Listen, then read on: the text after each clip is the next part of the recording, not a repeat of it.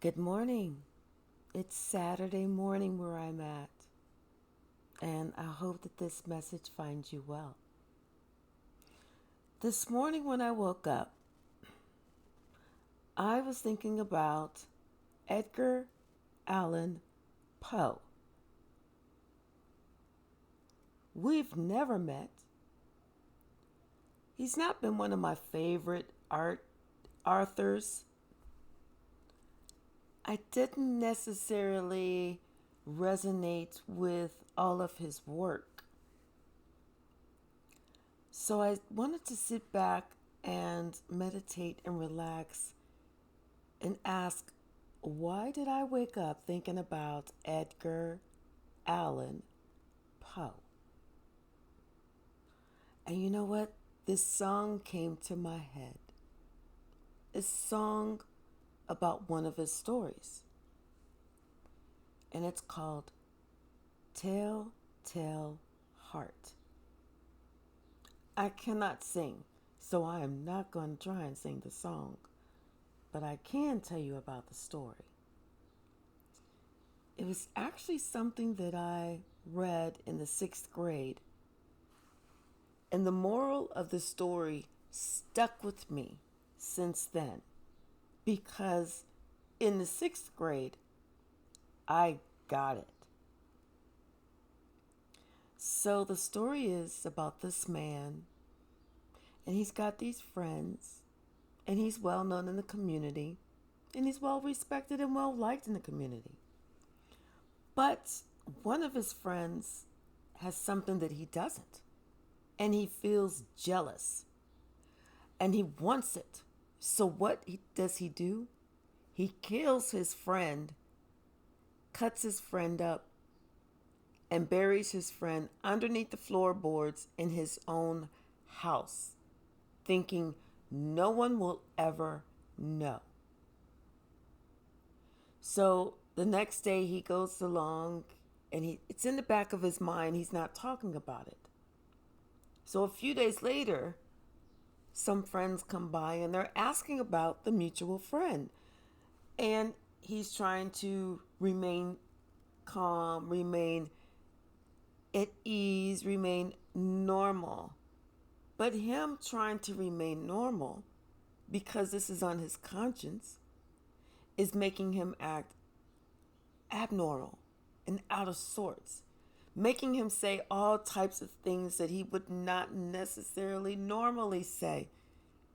And even whenever he tried to remain silent, it was like abnormally silent. He was not acting himself. So this went on for days, for weeks.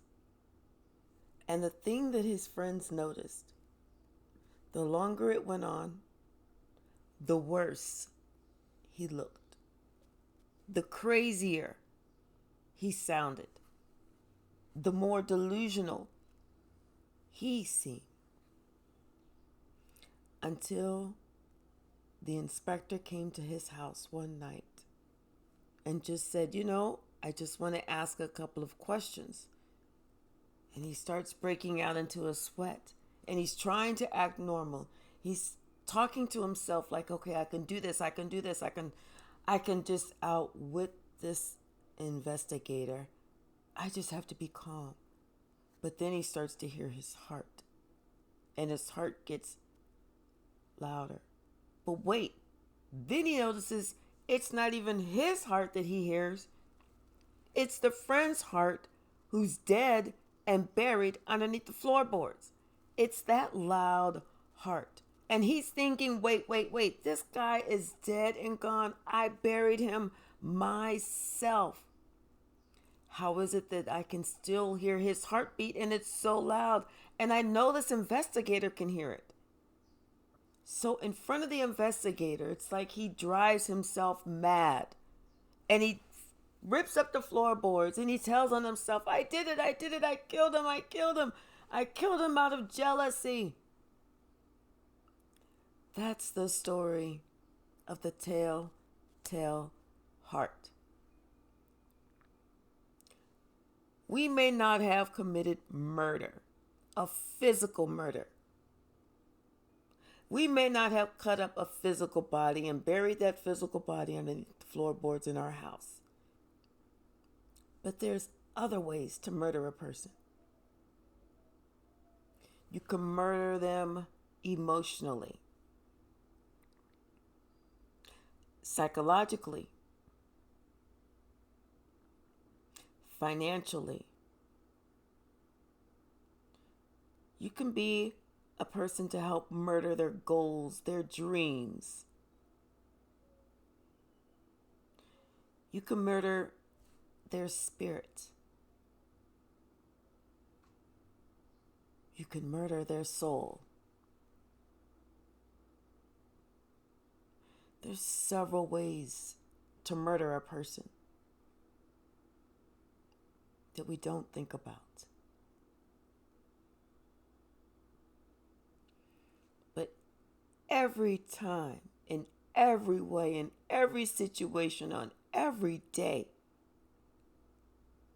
that we allowed ourselves to murder anyone else, whether it was their inner child, whether it was them emotionally, psychologically, spiritually, financially,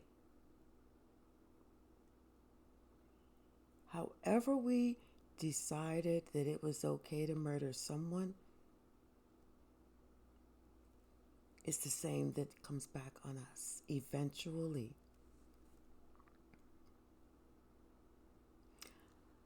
I want you to look at something, and I want us to, we usually tend to think about something like this. I want us to think about something like this from now on. Just tweak it just a little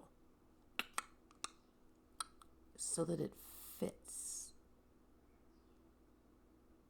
And that thought is, did you ever think about the people that have the most money, the biggest house, the best cars, the flashiest clothes and jewelry, to take the most lavish vacations? Did you think about sometimes some of those people that have the most are given the most because their expectation in life is actually the least? Let me break it down to you. God says, who outranks who? And in what order? No one else. Just God. So you may have all of these physical, tangible things that you can touch, that you can flash around, that the world can see and say, oh my, ooh, they must be somebody. But maybe they're not. But how dare you look at someone who does not have as much and think that you are better than them? Because in reality, you are getting blessed because God knows you might be too weak, too stupid, too simple-minded to do the hard work, to be one of his soldiers, to accomplish the important tasks. But he might just put you there as someone to help his soldiers who are in the trenches doing the hard work, winning the spiritual wars that you know nothing about and don't even care. Because your world is not as deep and fulfilling as someone else's world, which is why you had to be given everything so easily. Now you in your foolish, foolish ass ways think, oh, it's not so hard. I've gotten it so easily. I get and I get and I get. And this person doesn't get it all. No, it's you who are not getting it at all. The other one, the one that you're looking down on, the one who doesn't have as much or anything at all, those are the ones that are highly ranked, because those are the ones that are on the motherfucking front line.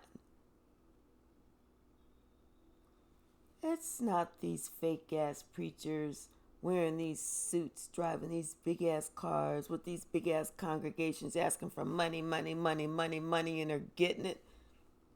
They don't have that connection to God. It's the one who has nothing, and all they have is God. That is the one who has the connection with God. So before you ever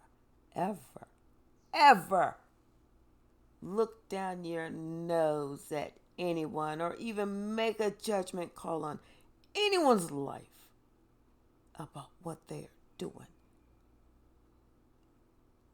you better remember, you don't know your ranking? And just remember, when that investigator comes around and starts asking about those crimes of murder that you committed in several different ways against another, it's going to be your own tell heart that tells the tale of your heart.